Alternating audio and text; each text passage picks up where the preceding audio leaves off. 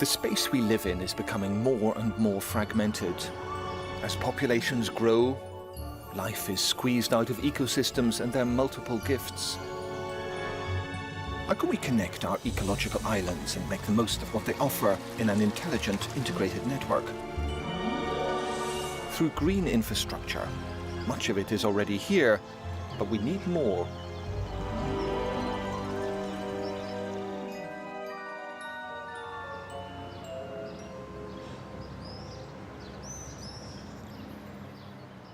There's an abiding mystery in the natural world today. Why are bee populations shrinking at such a rapid rate? That they are has many worried. Conservationists, farmers, consumers of the fruit and vegetables that grow from the plants that bees pollinate and that feed our swelling cities. Urgent solutions are needed to halt the decline. They're building biodiversity stepping stones for bees in the city.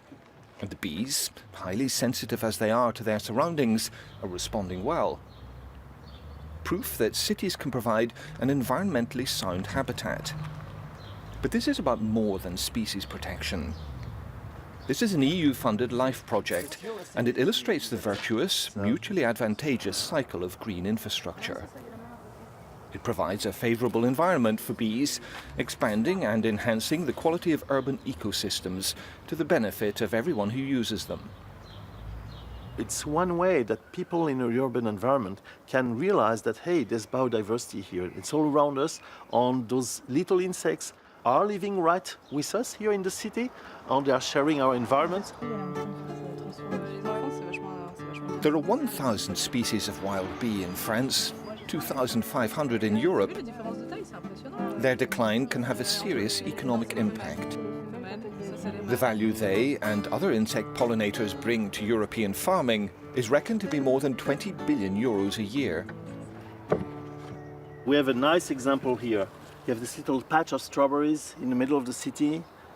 How do they get those strawberries? Well, that's where the bees really come handy, because those bees, they are going to visit this little strawberry flower, and they are going to make it possible for this flower to be transformed into such nice juicy strawberries. This is green infrastructure in action. Tiny patches of green in oceans of grey are joined together and scaled up to the point where it's big enough to yield the services we need but often take for granted. A growing network of green and blue channels, green plant life, blue water, that flows from the country, delivering benefits like clean air, purer water, lower temperatures, and mitigation against climate change. Ces grands réseaux, ces couloirs de vie relient les milieux et permettent aux espèces de faune ou de flore de vivre, d'échanger, de se déplacer, mais aussi de s'adapter face au changement climatique.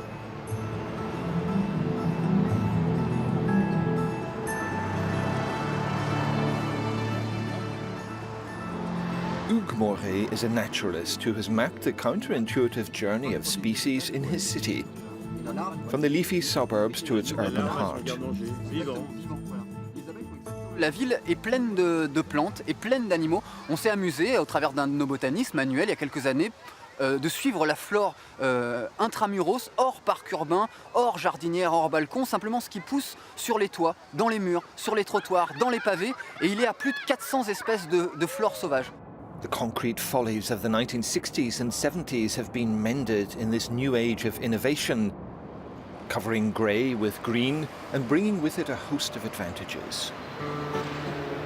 Green infrastructure changes the facade and the rubric. It drives innovative, sensitive urban planning, step by step making cities easier, happier, more desirable places to be. Là, on a une manière différente de consommer la ville, c'est-à-dire on a une volonté, de par la demande des citoyens, d'augmenter les surfaces d'espaces verts, d'augmenter les espaces de transition écologique. On voit de la nature se redévelopper et ça lui laisse des espaces dans lesquels elle peut s'exprimer correctement et nous fournir cette qualité de vie qu'on a besoin pour être en bonne santé aussi. Witness the sun-soaking, carbon-swallowing hanging gardens. The inner courtyard water features. The small meadows on rooftops. They add up to 700 hectares in Lyon.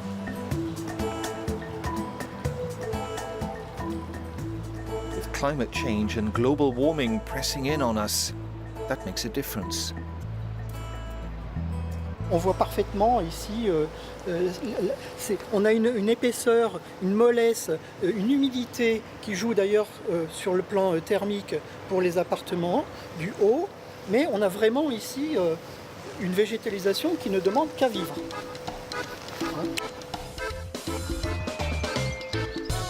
Europe is the most fragmented continent in the world.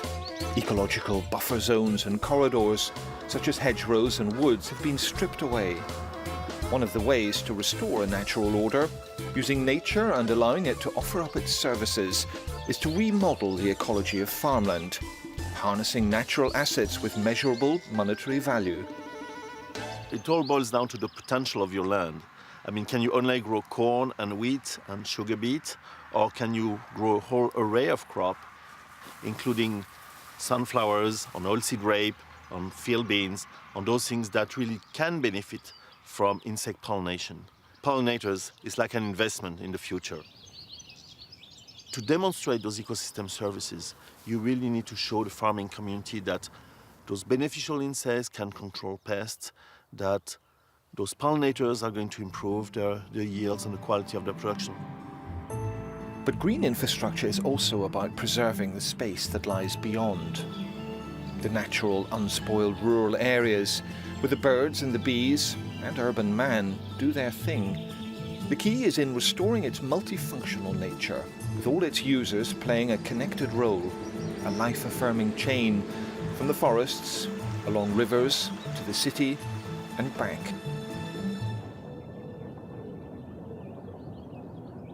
The beating heart of green infrastructure is Natura 2000, a pan-European network of 26,000 sites supported by the EU that are designed to protect our most vulnerable species and maintain our most precious ecosystems. Here in southern Latvia, this is a new site in a network that's now almost complete. And here we find Michals Pupins and his wife, Aya, cooing to tiny unseen fire-bellied toads. They never see them as the toad. Bombina bombina, according to its species classification, is a timid toad, highly endangered. But this is mating season, and they're out there okay. Home is a recovered swamp, one of 27 made specifically for this species along northern Europe's Baltic coast. Why bother? Par lietusarga sugu. Tātad, ja mēs izveidojam biotopus, kur bambina var vairoties un dzīvot mierīgi, salas atbilstošos apstākļos, tātad tai biotopa dzīvos arī ļoti daudz citu aizsargājumu sugu, ko mēs tagad varam redzēt arī, ko mēs varam tagad redzēt. Tas arī ļoti svarīgi, saglabājot biodaudzveidību Latviju un Eiropā arī. The toad serves as an ecosystem indicator. Its return speaks of rebalancing the natural environment, but its habitat needs managing. So a group of volunteers takes to work, machete in hand. Cienījamie draugi, kā jūs zināt, tūlīt mēs iesim līdzēt izdzīvot mūsu Latvijas ugunsgrupiem. Diemžēl tādā augstumā ir ļoti svarīgi, lai visi biotopi būtu saulaini, silti un tā tālāk.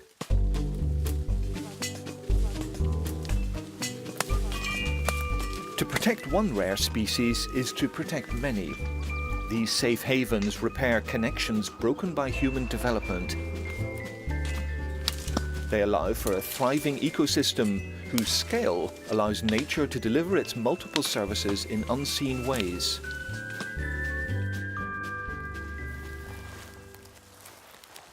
A few hundred kilometers north lies the habitat of an even rarer creature,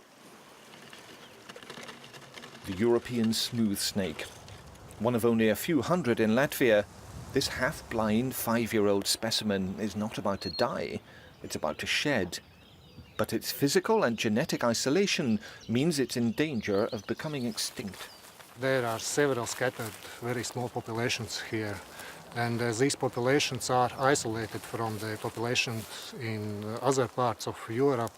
If you have low genetic diversity, maybe you have individuals which are adapted for this specific, for instance, strip of land. But if something change, they can disappear. This is a wet area, rich in peat, natural forest and bog.